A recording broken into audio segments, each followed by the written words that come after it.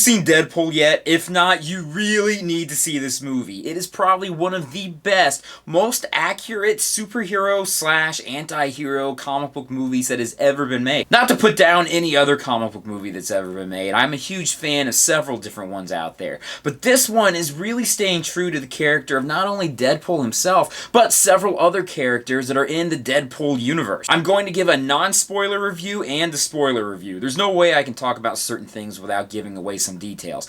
But if you haven't watched the movie, I'll stop at a certain point and let you know when to stop watching. First, the non-spoiler review. I loved it. This was great. The story itself played out awesome. I'm really happy with the characterization that Ryan Reynolds brought to the character of Deadpool. I'm also really happy with all of his supporting cast too. The director was Tim Miller, and he did such a great job of bringing this character from the comic books and putting him into live form. There's definitely lots of blood, lots of cursing, lots of sex in it too. This is not a kid film, which a lot of parents were upset about, but I'm very happy, especially being that it made so much money, proving that an adult-rated movie can be done in the superhero universe. It's not the first one that's been done. Blade did this way back in the early 2000s, but a lot of people seem to forget about that movie. But this shows that adult versions of superheroes, which have been done for years, can translate really well into film. I honestly can't think of any real con about the movie itself. I really thought that everything was played out very well, and I love all of the actors, the action in it, all the blood they showed, the cursing, everything put together. This came out to be a really well done movie. We get a lot of different cameos and little Easter eggs here and there along the way throughout the entire movie that's either referencing other movies that are owned by Fox or movies that may be owned by Marvel Studios instead. Which I was surprised about because they were able to get away with some things that I didn't think that they could do. But I guess somehow they were able to find some loopholes with certain characters that they were able to talk about, or maybe other things that were shown in the background. But overall, the movie was great, and I do want to see it a second time in theaters, and that's rare. Usually I only want to watch a movie one time in theaters, and I wait for it to come out on Netflix or something. That way I can stream it. But I want to see it again, and so that tells you how good it is. One thing I do gotta say, stay through to the end of the credits. Like many Marvel movies, this one also has an end credit scene, and that was worth it just in itself. So my non-spoiler review. Be prepared, I have to talk about a couple little things that I thought was just great. First things up, just about every single character they showed in this movie has existed in the Deadpool universe in his comic books, or in the X-Men comics, or somewhere in the Marvel universe. Like for instance, Colossus, obviously anyone knows that Colossus is part of the X-Men,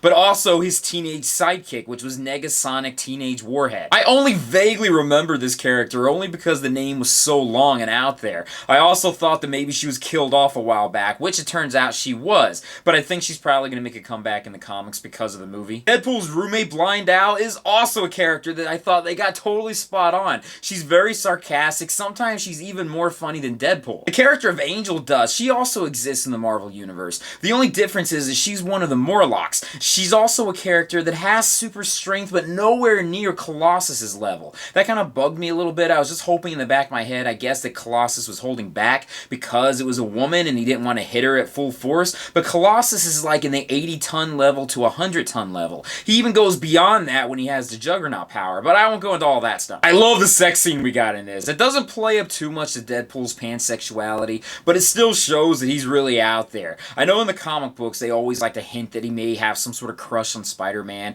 or some of the other male characters out there, but in the next movie, Ryan Reynolds has been rumored to say that he wants to explore it further. I doubt that'll ever happen because I'm pretty sure that all heterosexual fanboys out there, their heads would explode if they ever saw Deadpool on screen with another guy. But hey, you know what? They've been pretty accurate so far. In the next movie, they could totally explore that and go further. Fingers crossed it could happen. I was totally surprised that Stan Lee made a cameo in this movie. Not that I didn't think he wouldn't want to, I didn't think they would let him be in the movie, especially being that he was working in a strip joint. But honestly, I wanted to stand up and cheer and say, yes, I am so incredibly happy they had him. Hardcore comic book fans know that Deadpool has a sidekick, somewhat of a sidekick. His name is Bob, agent of Hydra. He can't fight, he has no superpowers. Generally, when he follows Deadpool around, he just gets his ass kicked. But he makes a cameo in this movie, and I was totally dumbfounded by that. I didn't think they were allowed to show any character that was owned by Marvel Studios. But I am so glad that they did that. That made me so happy. I'm glad that they're able to make some jokes and break the fourth wall, also make fun of themselves about the whole movie and how past renditions of Deadpool was shown back in the Wolverine movie, or Ryan Reynolds' past movie when he was Green Lantern. Also, did you catch that the final final battle took place on a helicarrier. They didn't say it was a helicarrier, but it looked like it was one of the ones that crashed down from the Captain America movie, The Winter Soldier. Or maybe I just made that up in my head. It just looked really similar to one of the helicarriers. The movie's already been greenlit for a part 2, and Ryan Reynolds is going to be very much involved in it, which I'm happy about. I know he was able to steer some of the direction to make this movie as accurate as possible, also to appease a lot of the fans too. I can't go on about this much more. I do highly recommend watching this.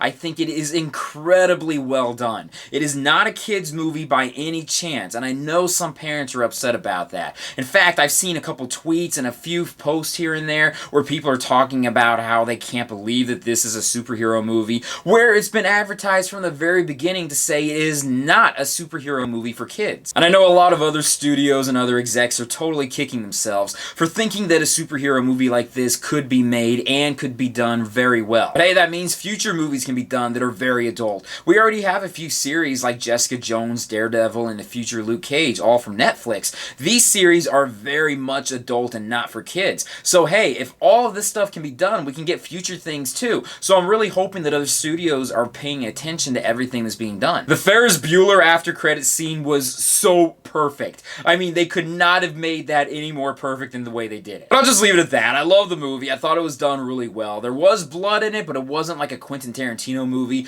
where it was so over the top where every single scene had blood squirting everywhere, but I think it was enough for Deadpool. I love the action in it. I loved all of the actors in it too. I love the cameos we got, and I'm also really happy that it was so incredibly funny. That's it. Thank you guys for watching me in this video review. Be sure to check out my Patreon site, all my personal websites, and all that stuff, blah, blah, blah. Anyways, I'll see you guys later with another video review very soon. Peace.